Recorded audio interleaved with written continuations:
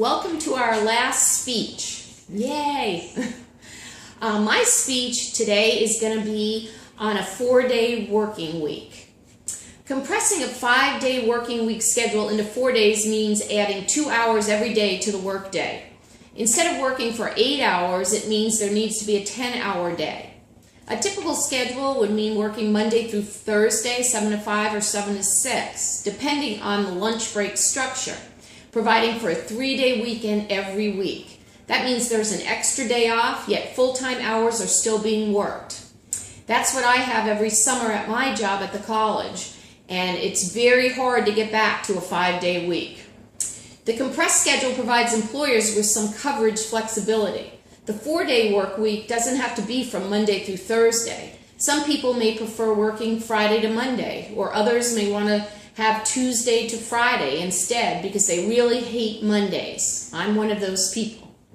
The 4-day schedule allows employers to have some hiring flexibility while still promoting a schedule benefit over the 9 to 5 grind so many people endure. The pros of a 4-day work week there are so many. It helps to boost employee morale. Who doesn't like having time off from work? Spending 40+ hours per week puts a drain on a person's mental energy. The extra time off that a compressed schedule provides allows employees to feel like they can spend more time with their families, and this fact provides a definitive value for them. In return, people work harder because they feel better about their careers. It changes how people commute to work. There's a benefit that can definitely be seen in larger cities where traffic can be difficult to navigate. That 2-hour adjustment to the schedule places workers outside of the normal patterns of rush hour, making it easier to get to and from work. A faster commute means more time at home and less money spent on fuel, which are 2 added bonuses that workers can receive. It also provides workers with a chance to complete more projects. Because workers are spending longer periods at work, there are fewer overall interruptions for assigned projects and more will get done. Workers don't always have to leave a project uncompleted until the next day. It takes the average person about 15 minutes to switch their focus to the next task at hand. So that means less time gets wasted for the employee and more productivity can be achieved. Also, the 4-day work week can be an attractive option for employers and employees alike, appealing to the business's bottom line and the work-life balance of a productive workforce. In most cases, employees work 9 or 10 hours a day, so workers still will put in the hours, but just simply compressed.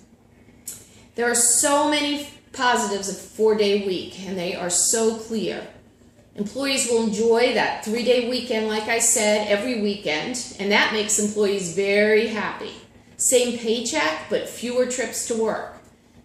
It provides more family time and a better balance between work and personal life in many cases. You're likely to attract more highly qualified hires who view the 4-day week as a major lifestyle benefit.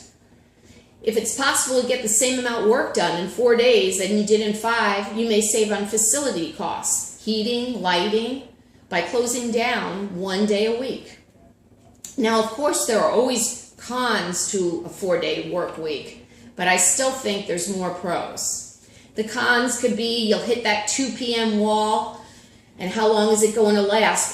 Productivity levels always drop around 2 p.m.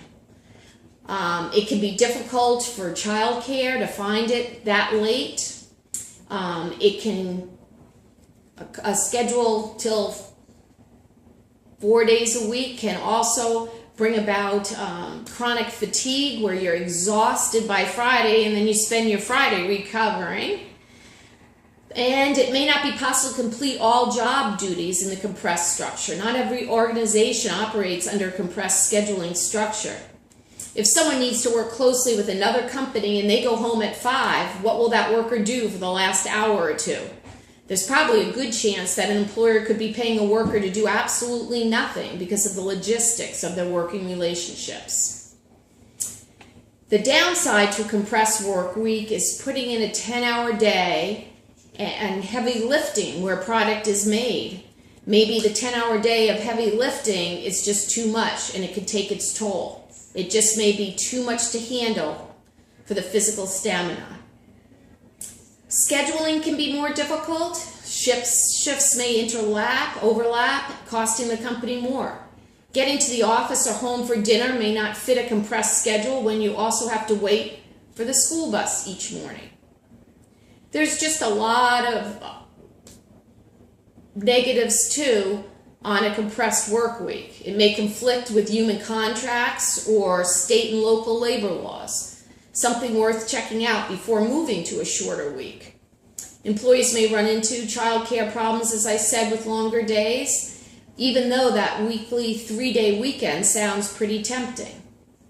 But with all the cons and pros of this, if it's structured correctly, it can be tremendously beneficial. It can also present certain challenges that may be present. A compressed work week is right for some businesses, while coupled with flex time or job sharing, you can expect top performance from a content, loyal workforce. So if I had the choice, and I've had both, and in the summers I do have the 4-day week, I feel it's so beneficial, and I love a 3-day weekend every time. It feels like the week goes so quickly.